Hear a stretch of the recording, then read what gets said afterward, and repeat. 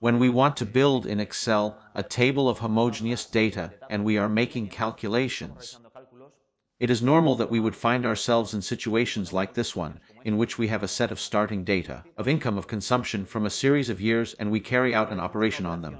For example, in this case, for the year 70, I have defined the savings as the difference between the income and consumption, and we consider that we want to perform this same operation on all the years. Of course, a spreadsheet can be extremely large if it has a huge amount of data, and logically, we are going to want to be able to have quick and easy ways to carry out this kind of thing.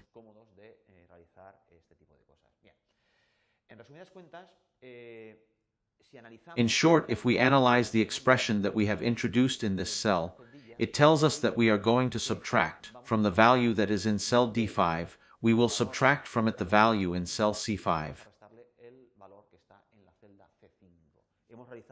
We have made a reference to the cells that are immediately to the left of this cell in which I have introduced the expression. Excel, by default, the references to cells, it treats them as relative references. That is, that if we are located in cell D5, truly, the way in which we have to read this expression is that it subtracts from the quantity that is 2 positions to the left, which is the relative positions of B5 to D5. And this quantity, it subtracts the quantity that appears 1 position to the left. Here we see it graphically that it subtracts from the quantity in blue, the quantity in green, but considering the relative positions. This will be very helpful, since now the simplest thing I have to do is to copy or complete this table. Simply copying this expression, for example, with copy, and we tell it that we want to paste it.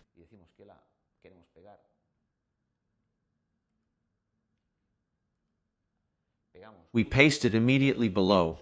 We see that it has not copied the reference to B5 and C5, but rather it has transformed the references to the 2 cells that it has relatively to its left. Logically, this is what we want to do for the construction of the spreadsheet. So we can already be sure that we will do it correctly if we copy, for example, now with Ctrl+C.